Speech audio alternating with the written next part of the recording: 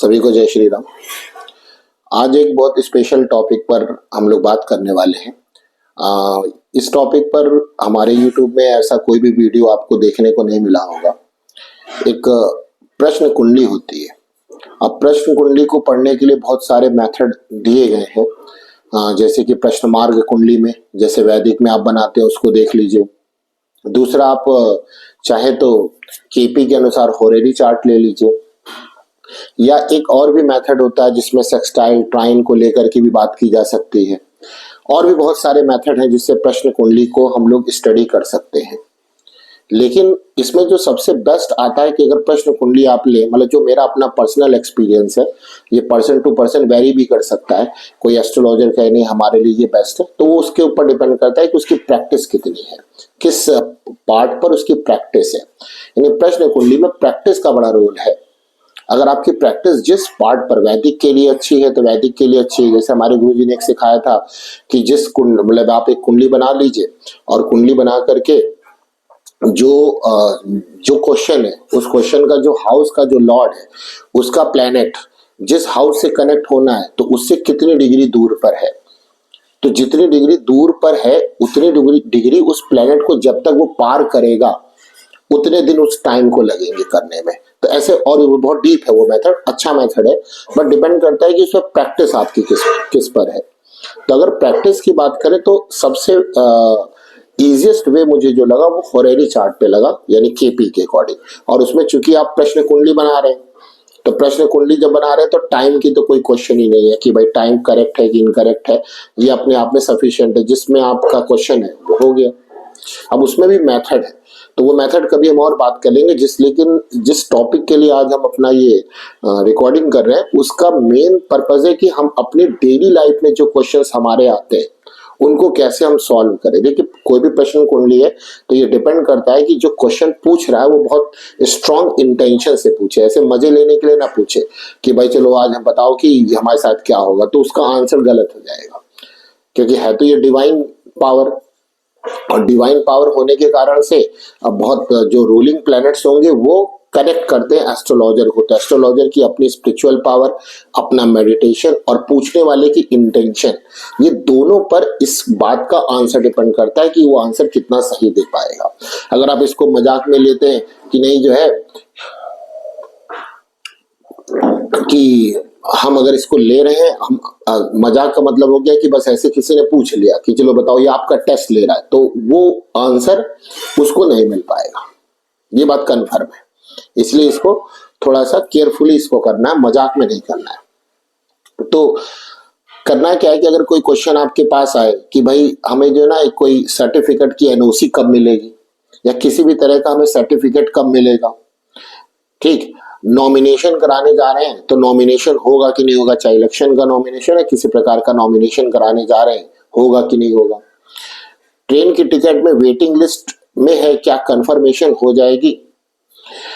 अगर हम एडवर्टाइजमेंट दें तो एडवर्टाइजमेंट अगर देते हैं तो क्या उसमें हमें प्रॉफिट होगा, क्या भाई लोग एडवर्टाइजमेंट करवा रहे हैं, या एडवर्टाइजमेंट के समय उन्होंने बहुत लाखों रुपए खर्चा कर दिए लेकिन उससे प्रॉफिट नहीं मिल पाया, तो उसमें भी ये काम करता है।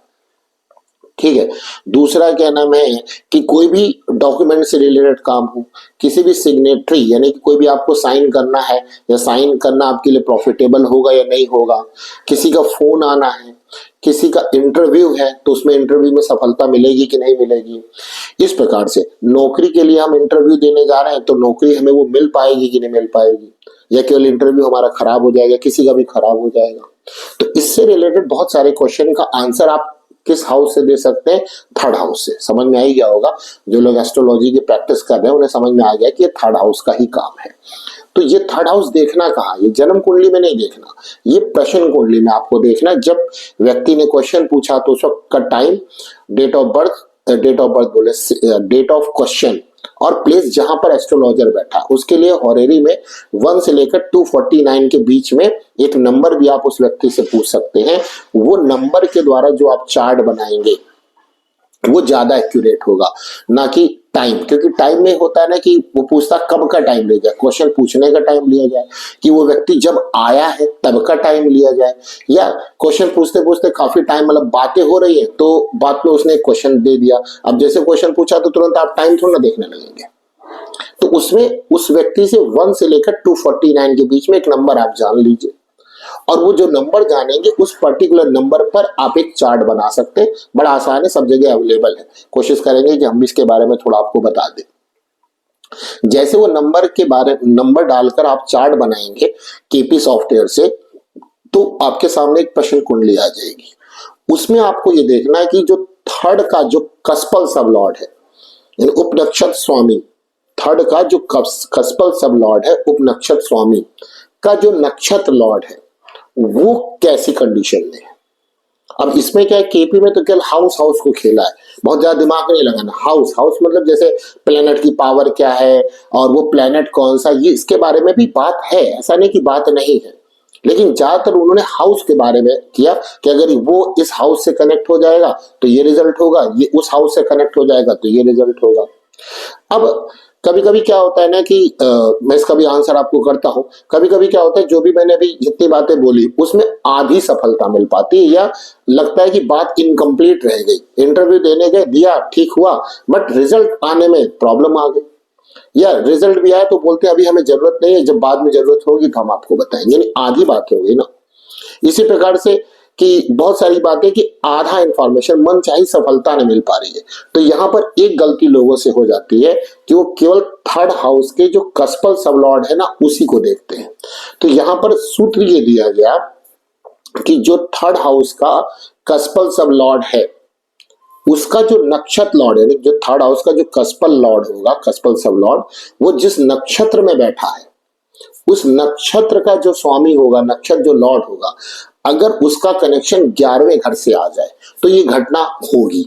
लेकिन उसमें सफलता मिलेगी कि नहीं मिलेगी, 11वें का कस्पल सब लॉर्ड, 11वें का कस्पल सब लॉर्ड का कनेक्शन थर्ड से हो जाए तो 100% उसमें कामयाबी आपको प्राप्त हो जाएगी। क्योंकि 11वां हाउस क्या फुलफिलमेंट ऑफ डिजायर का है, जो भी आप इच्छाएं करते हैं वो पूरी होंगी कि नहीं होंगी ये आपको 11वें हाउस का लॉर्ड बताएगा। तो 11वें हाउस का लॉर्ड का कनेक्शन अगर थर्ड से हो रहा है और थर्ड के कस्पल सब लॉर्ड के नक्षत्र लॉर्ड का कनेक्शन 11वें से हो रहा है, तो आप जरूर इस प्रकार की चीजों को समझ सकते हैं कि ये जो भी क्वेश्चन व्यक्ति पूछने आया उसमें ये सफलता प्राप्त होगी। दूसरा, आप अगर मान लीजिए नहीं जाना चाहते और आपके सामने कुंडली है, जन्म कुंडली, उसमें सब कुछ है, तो जो चलने वाली दशा और अंतरदशा है, अगर बहुत डीप देखना है तो आप पीडी में भी जा सकते हैं और एडी मतलब एसडी में भी जा सकते हैं, सूक्ष्मांतर दशा और प्रत्यंतर दशा।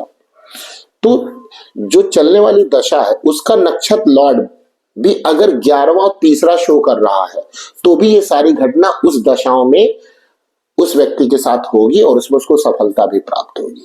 लेकिन अगर केवल थर्ड शो करे और 11वां ना शो करे तो ये चीजें होंगी तो, लेकिन उसमें सफलता प्राप्त नहीं होगी। सफलता प्राप्त करने के लिए, सक्सेसफुल होने के लिए उसमें 11th का कनेक्शन होना बहुत जरूरी है, क्योंकि 11th ही क्या करता है कि फुलफिलमेंट ऑफ योर डिजायर को मतलब करता है, यानी आपकी जो भी इच्छा है उसको पूरा करने की कोशिश करता है। तो आप दशाओं में भी देख सकते हैं, लेकिन इसके लिए बेस्ट जो तरीका बताया गया है वो तरीका प्रश्न कुंडली का बताया गया है। प्रश्न कुंडली से आप बहुत अच्छी तरह से चीजों को समझ सकते हैं। तो ये इंफॉर्मेशन है, इसके थ्रू केपी भी आप समझिए और केपी पे प्रैक्टिस करेंगे तो बहुत आपको अच्छे रिजल्ट मिलेंगे। और केपी के लिए बेस्ट है कि टाइम बहुत एक्यूरेट हो, इसीलिए वहां प्रश्न कुंडली की ज्यादा इंपॉर्टेंस दी जाती है, क्योंकि आने वाले जो कुंडली है आपके पास जो आती है उसमें टाइम का थोड़ा बहुत ऊपर नीचे होता है, वो सही बताता है, बट घड़ी भी तो लेट चलती है ना, या घड़ी भी तो एक्यूरेट नहीं होती, क्योंकि जो घड़ी आप यूज कर रहे हैं वो तो सेल वाली है, पेंसिल सेल वाली, सब जानते हैं उसमें जो है फ्लक्चुएशंस होते हैं, उसमें वोल्टेज फिक्स नहीं होता, इसलिए वो कभी फास्ट हो जाती, कभी स्लो हो जाती, बहुत सही समय उसका नहीं होता, इसलिए वो समय में भी प्रॉब्लम होती है। तो उसके लिए क्या है कि प्रश्न कुंडली बना करके आप उसका आंसर कर सकते हैं। तो इस प्रकार से चीजों को आप कनेक्ट करेंगे तो आपको रिजल्ट बढ़िया मिलेंगे। कोशिश करेंगे कि ऐसे ही कुछ क्वेश्चंस का आंसर हम आपको अपने YouTube के थ्रू दे सकें, तो जिससे आपको बड़ी हेल्प मिलेगी। तो मिलते हैं किसी नेक्स्ट वीडियो में, तब तक की जय श्री राम।